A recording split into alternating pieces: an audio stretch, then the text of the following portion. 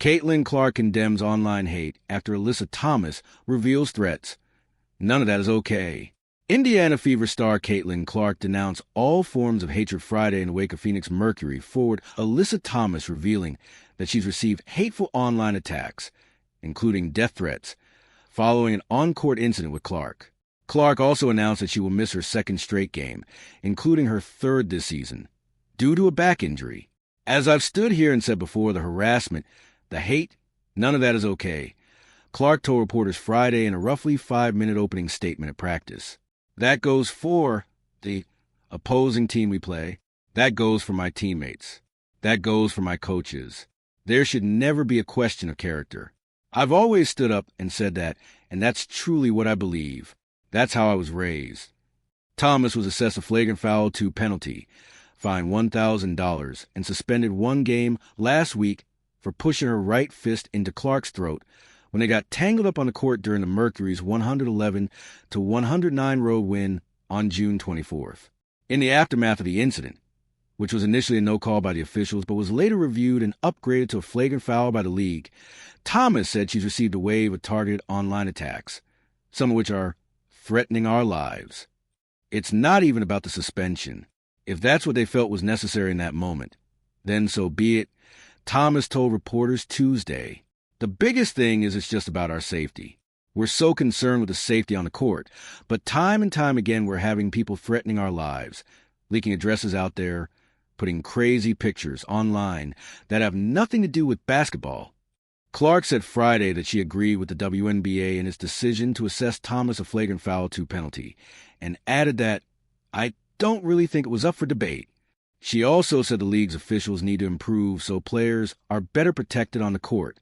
Clark continued to push back on the hateful backlash Thomas has endured since their incident. "I don't want anyone to ever experience that," she said. Clark's comments came 2 days after Fever coach Stephanie White denounced unacceptable online behavior from fans, who she said really aren't WNBA or Fever fans, and are using our players to further divisive agendas. Friday was not the first time Clark has denounced hatred, particularly aimed at WNBA players.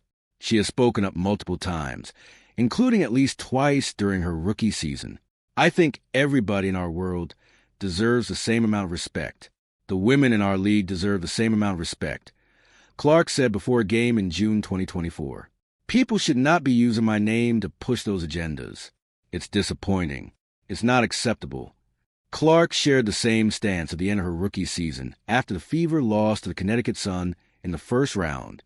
Thomas, then a member of the Sun, called out Fever fans for their racial comments on social media. "Nobody in our league should be facing any sort of racism, hurtful, disrespectful, hateful comments and threats," Clark said in September 2024. "Those aren't fans. Those are trolls. And it's a real disservice to people in our league, the organization, the WNBA." Clark, who has been a frequent topic of debate among fans and media, said she's not a robot, and the negative comments she sees directed at WNBA players, whether that's her team or her opponents, affect her.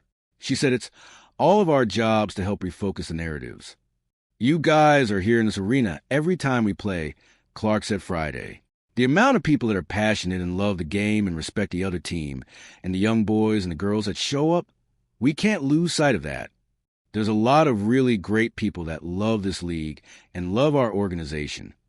Clark said she was excited to return practice Friday, but she will not play Sunday at the Las Vegas Aces as she continues to manage her season-long back issues. The plan, she said, is for her to rejoin the lineup during the Fever's back-to-back at the Los Angeles Sparks on Wednesday and at Phoenix on Thursday. Which game Clark plays in and whether she plays in both hasn't been decided yet. Clark has not played since June 24th against the Mercury, when she exited in the third quarter after tweaking her back. Despite her lingering back issues, Clark was recently named a WNBA All-Star Game starter for the third straight year. On Friday, she was also named the WNBA Eastern Conference Player of the Month for June. Clark placed second among fan votes to be named an All-Star Game starter and third by media, but she ranked 11th in player votes. "I'm feeling really positive about getting back into one of the games of the back-to-back," Clark said.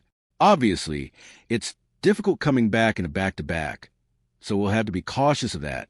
But I feel a lot better and, like I said, I'm excited to get back into practice. This week has been very helpful for my overall health.